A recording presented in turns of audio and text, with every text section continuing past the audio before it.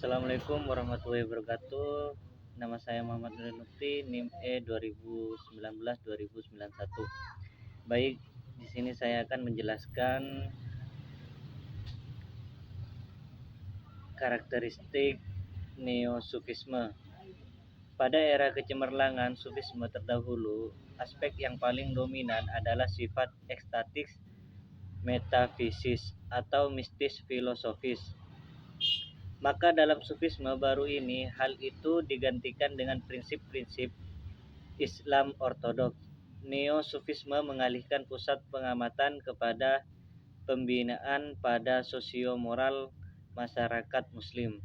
Sedangkan Sufisme terdahulu didapati lebih bersifat individu dan hampir tidak melibatkan diri dalam hal-hal kemasyarakatan. Oleh karena itu, karakter keseluruhan Neo-Sufisme adalah puritanis dan aktivis. Tokoh-tokoh atau kumpulan yang paling berperan dalam reformasi Sufisme ini juga merupakan paling bertanggung jawab dalam kristalisasi kebangkitan Neo-Sufisme. Menurut Fazlur Rahman, kumpulan tersebut adalah kumpulan ahli al-hadis. Mereka ingin mencoba untuk menyesuaikan sebanyak mungkin warisan kaum sufi yang dapat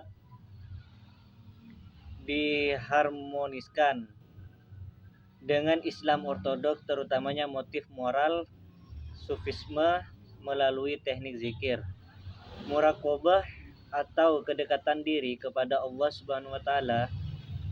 Berdasarkan hal tersebut, didapati bahwa tujuan Neo-Sufisme cenderung pada penekanan yang lebih intensif terhadap memperkukuh iman sesuai dengan prinsip-prinsip akidah Islam dan penilaian yang sama terhadap kehidupan duniawi dan kehidupan ukhrawi.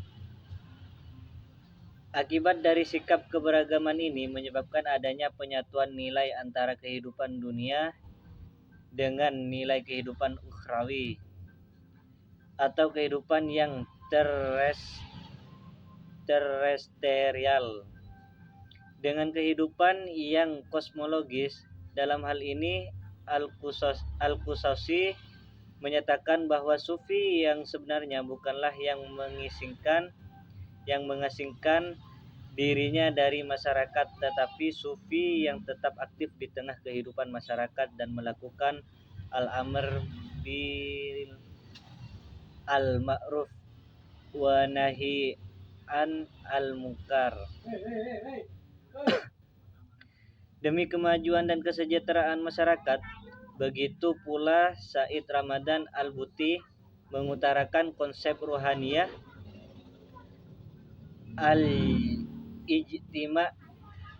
al-ijtimaiyah atau spiritualisme sosial. Dia adalah penggerak konsep Neo-Sufisme ini yang bermarkas di Geneva. Dalam hal ini,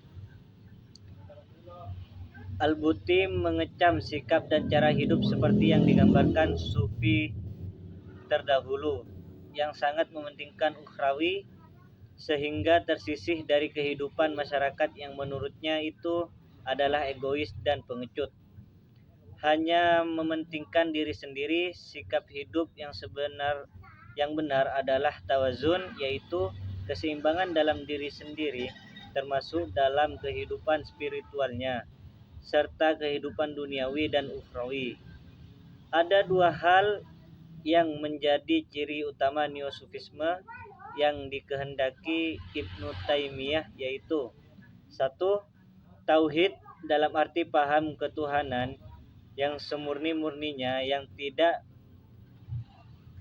mengizinkan adanya mitologi terhadap alam dan sesama manusia, termasuk juga paham kultus yang dipraktekkan oleh banyak kalangan.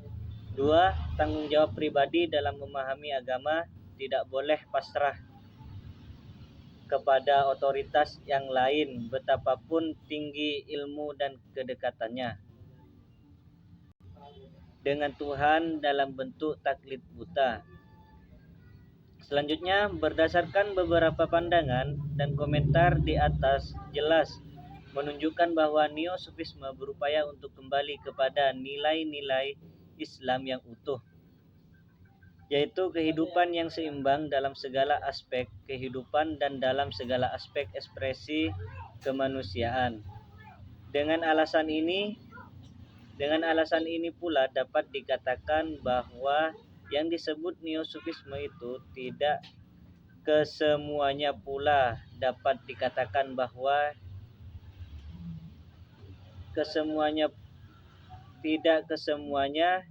adalah barang baru, namun lebih tepat dikatakan sebagai sufisme yang dipraktikkan dalam kehidupan pribadi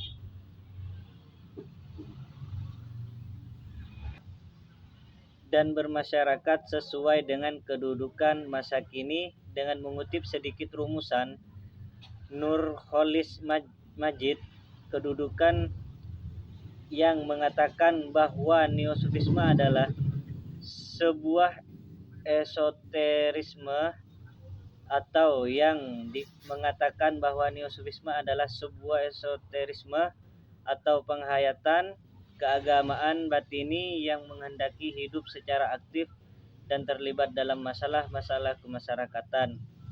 Neo-Sufisme mendorong dibukanya peluang bagi penghayatan makna keagamaan dan pengalamannya yang lebih utuh dan tidak terbatas pada salah satu aspek saja, tetapi yang lebih penting adalah tawazun, yaitu keseimbangan.